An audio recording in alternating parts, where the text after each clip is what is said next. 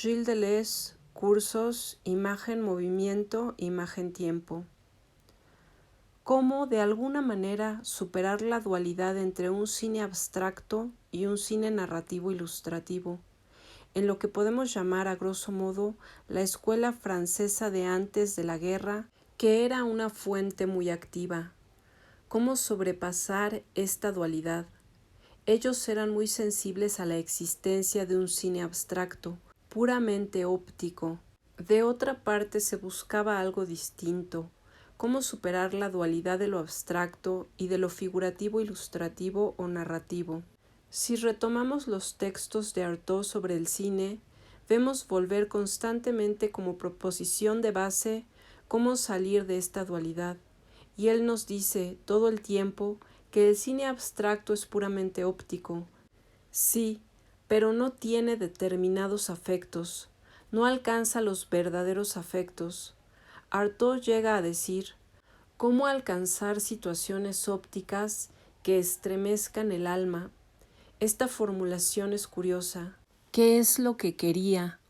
No se trata de decir que él presentía el neorrealismo, sino qué quería decir por su cuenta y cómo hacer para que, por medios absolutamente diferentes, esto nos sea devuelto, es decir, las imágenes ópticas y sonoras que están llamadas a estremecer el alma.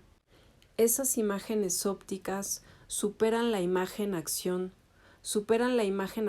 porque rompe con el encadenamiento de las acciones y las percepciones. ¿A qué nivel? A un doble nivel, el del espectador que ve la imagen evidentemente, pero ante todo al nivel del personaje, puesto que no es cine abstracto. A nivel del personaje que se ve sobre la pantalla, él ya no está en una situación sensoriomotriz, o al menos la matiza. Ese personaje es un nuevo tipo de personaje que está en un tipo de situación muy particular, un tipo de situación óptica y sonora pura. El cómico Tati es eso, no hace nada salvo un recorrido.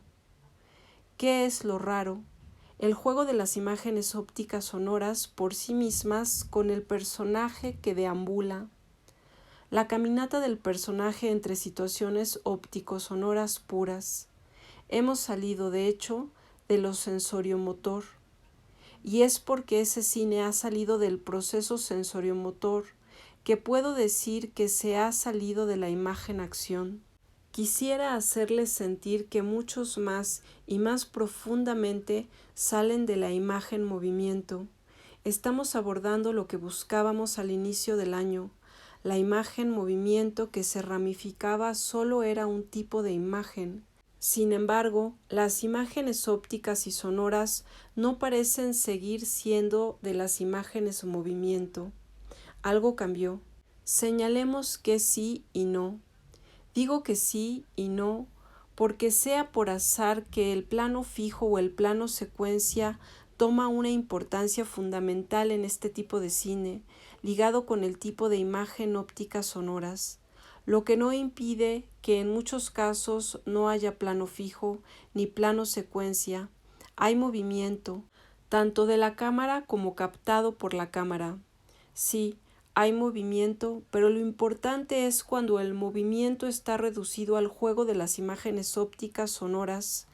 Puede ser que la imagen entonces, sea la que sea, esté afectada de movimiento por su cuenta, pero ya no es el mismo movimiento que en el esquema sensoriomotor.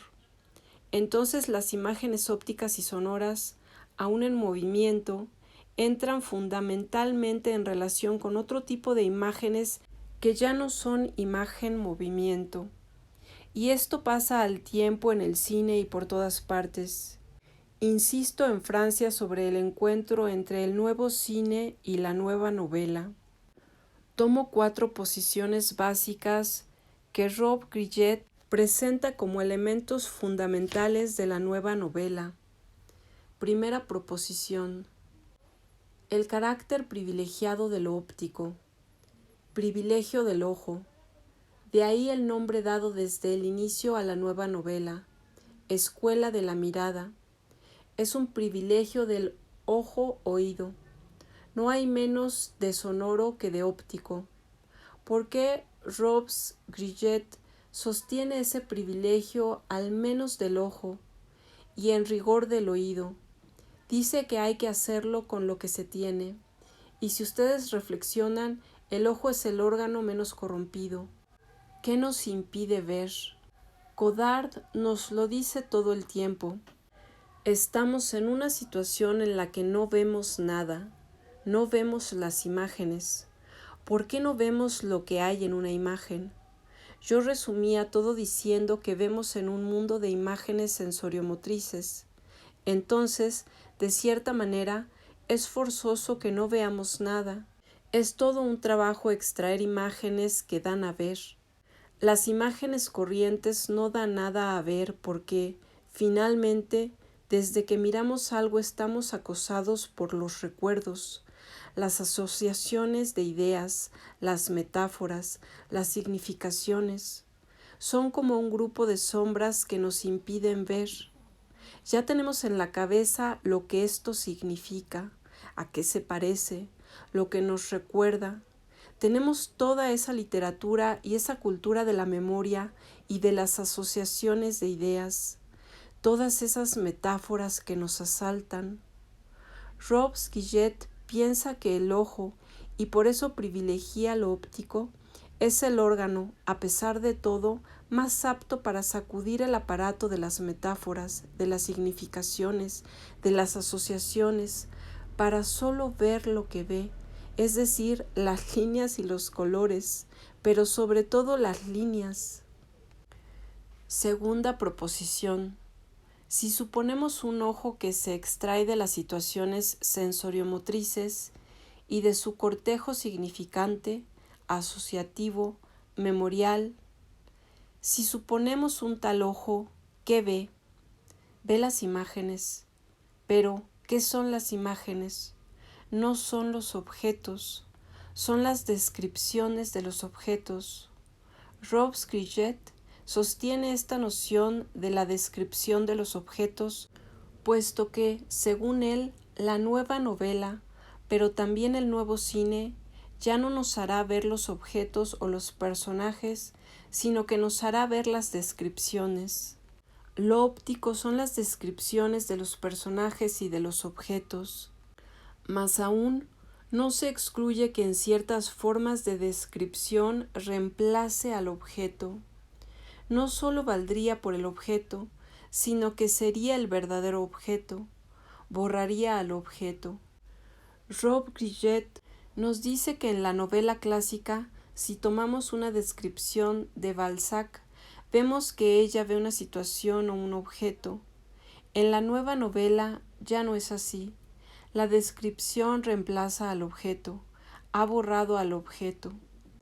Y cuando la descripción llega al final, percibimos que no tenía nada tomado bajo o detrás de ella.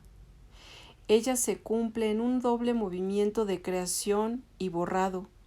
He aquí el segundo principio, la descripción óptica. Tercera proposición. ¿Por qué insistir tanto sobre la descripción que termina por borrar al objeto, por reemplazar al objeto, por sustituir al objeto? Porque él sostiene principalmente la idea de que la imagen óptica no es una imagen objetiva u objetivista. Dirá que la nueva novela es la novela de la subjetividad total. De ahí la importancia de no ligar la imagen óptica pura o la imagen sonora pura a la objetividad del objeto, a la objetividad de algo. Si la imagen óptica pura es pura descripción que borra al objeto, es evidente que remite a una subjetividad total y, en efecto, lo que se ha llamado la situación óptica es la tercera gran idea de Robes-Grillet, esta idea de la nueva novela como novela de la subjetividad. Es muy simple de comprender. Toma el ejemplo de Taxi Driver. El personaje se pasea.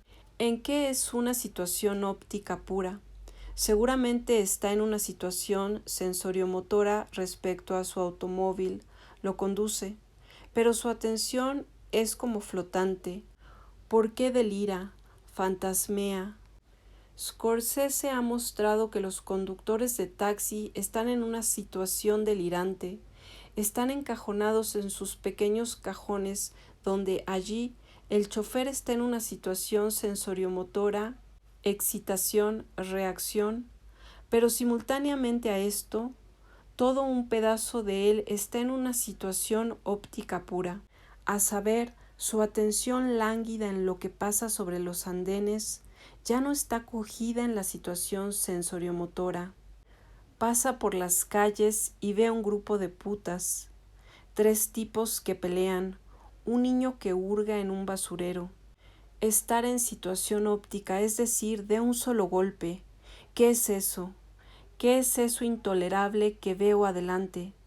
La situación óptica no es una situación de indiferencia. Taxi Driver está en una situación sensoriomotora respecto a la calzada, pero respecto a las calles y a lo que pasa en ellas está en una situación óptica pura. Es un desfile óptico puro y sonoro. Los ajustes sensoriomotores, de hecho, están cortados. En una situación óptica lo que está cortado fundamentalmente es la articulación percepción-acción. De ahí esos gestos inadaptados, el gesto falso, esta situación óptica en las que los lazos percepción-movimiento parecen recortados, interrumpidos, permite una especie de eclosión del delirio, delirio racista, delirio tan corriente en los sesos de un taxista, que no podemos comprenderlo independientemente de esto. Es que las situaciones ópticas puras apelan a concreciones, sean fantasmáticas, sean delirantes, sean soñadas, todo un mundo de la imaginería. El tercer carácter es el de las imágenes ópticas puras, investidas por una subjetividad total. Cuarta proposición. Es cuando, no sólo para señalar la diferencia de las generaciones, decía que hay una diferencia entre Sartre y nosotros. Pero, ¿qué distingue a La náusea de la nueva novela? Dice que nosotros hemos sido llevados a derivar de las situaciones ópticas puras, mientras en Sartre hay una presencia del mundo, pero no es una presencia de entrada óptica. Entonces él no suprime de entrada las significaciones, aun si las traduce en náusea, todavía es un modo de significación. Para Rob Gillet, el mundo no es absurdo, mas aún ese es el problema. Él se separará de Sartre diciendo: nosotros no creemos en una literatura de compromiso. ¿Por qué?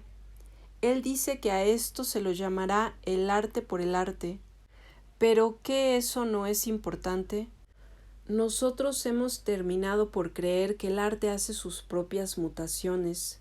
Ya no creemos en el realismo socialista, no creemos en el compromiso. Pensamos más bien que el arte debe hacer sus mutaciones en sí mismo, y que es así como, finalmente, reuniría las exigencias para hacer una revolución, o que no se hará, que reunirá las mutaciones sociales, solo trabajando por su cuenta. En esta perspectiva, la tarea propia de este arte, no digo de todo arte, se trata de una tentativa precisa. La tarea de este arte era producir imágenes ópticas sonoras. ¿En qué era activa? No es un compromiso, y sin embargo no es del todo indiferente, puesto que, una vez más, no sabemos todavía lo que es una tal imagen. Vivimos en un mundo de clichés.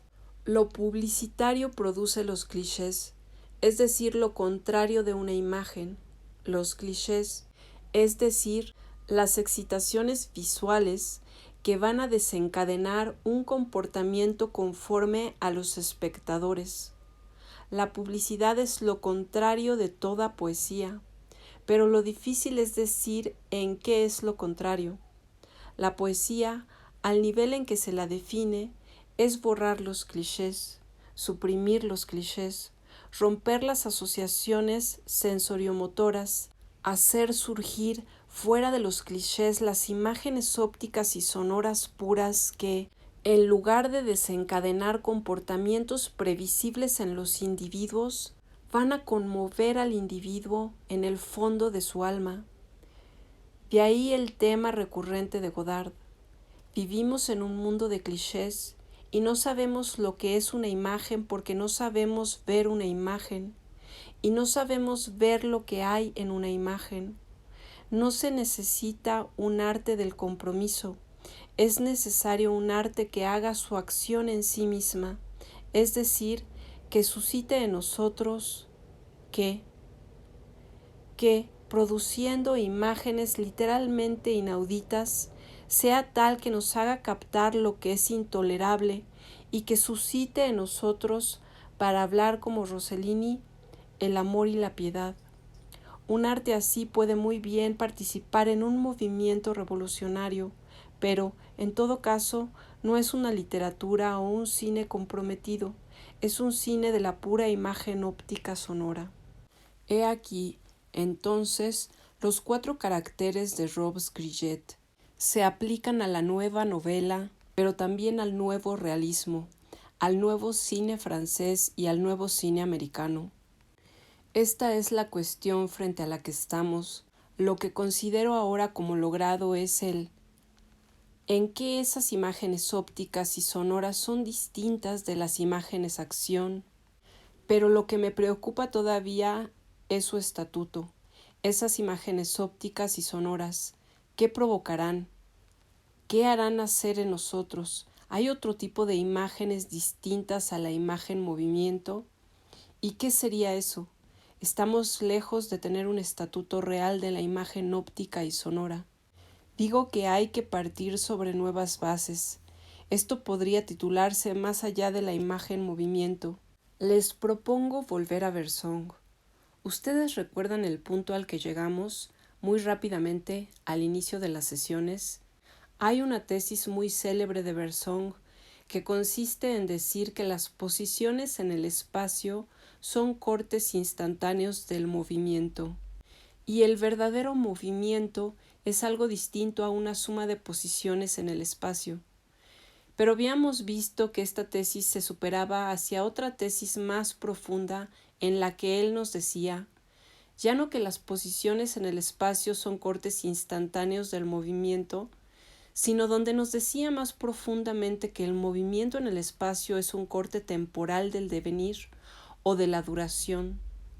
Eso quería decir que, literalmente, la imagen movimiento era solo un corte de una imagen. Hay que decir algo más profundo. La imagen movimiento será el corte temporal o la perspectiva temporal sobre una imagen más profunda, más voluminosa. El movimiento de traslación, el movimiento en el espacio, es una perspectiva temporal y no una perspectiva espacial, un corte temporal de una imagen más voluminosa.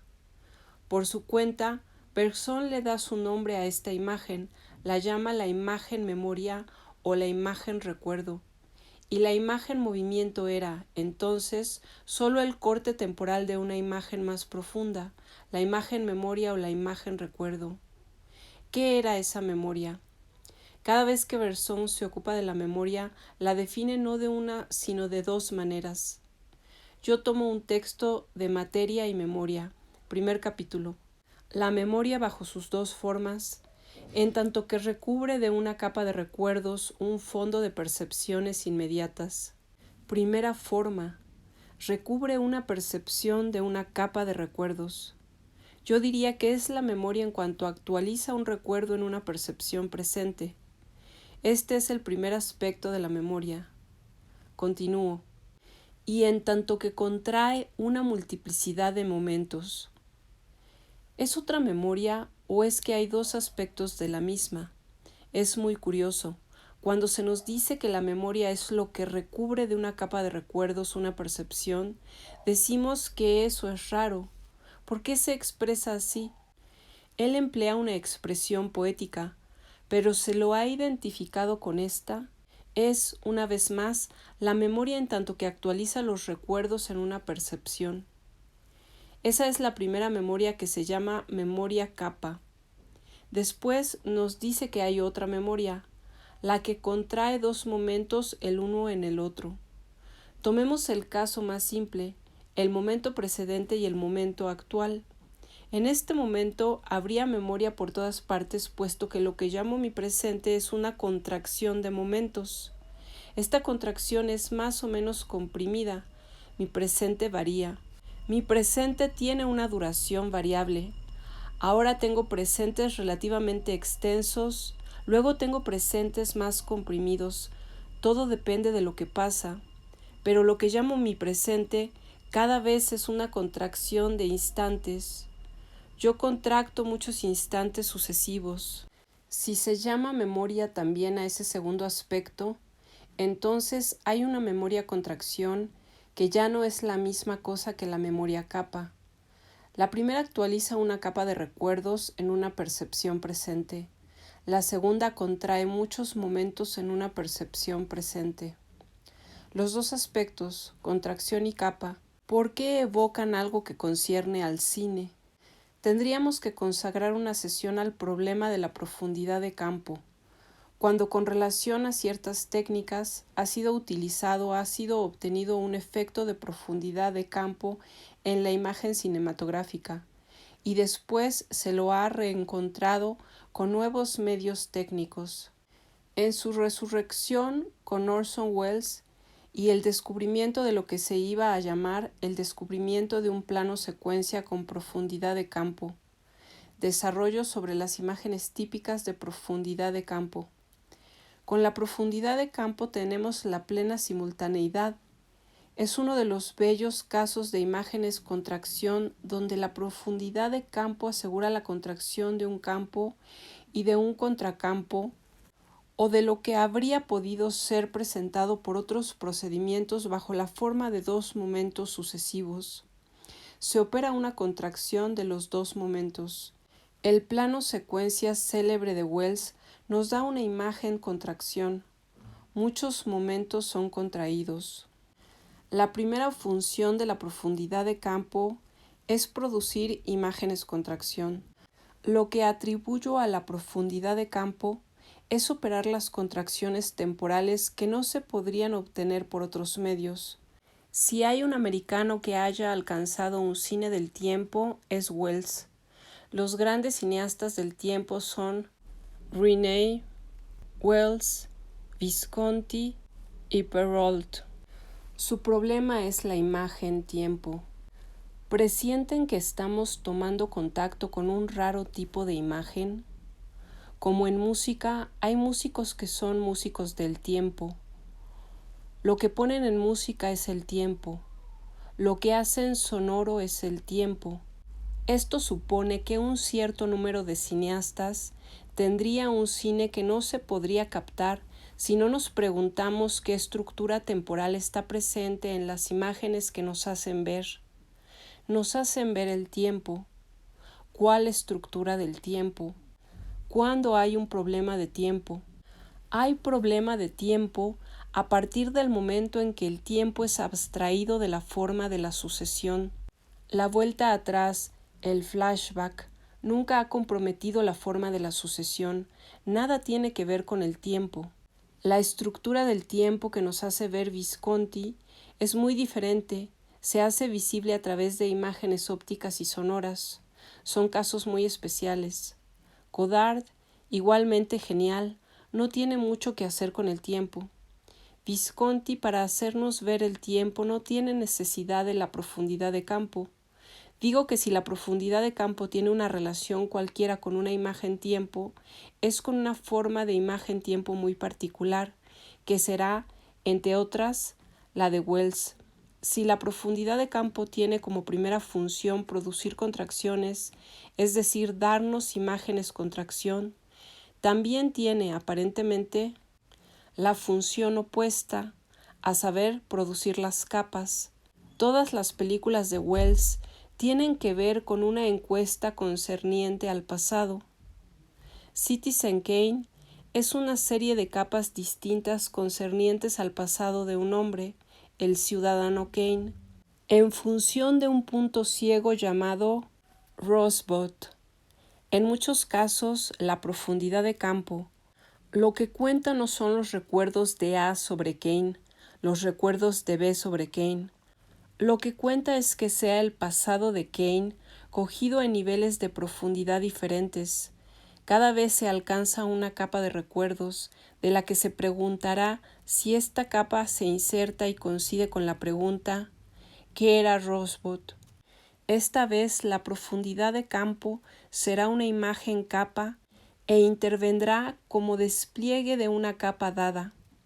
Según el caso, la profundidad de campo tiene una de estas dos funciones. Ahora opera como una contracción máxima entre momentos sucesivos. Luego describe una capa de recuerdos como aptos o no aptos para actualizarse en el presente.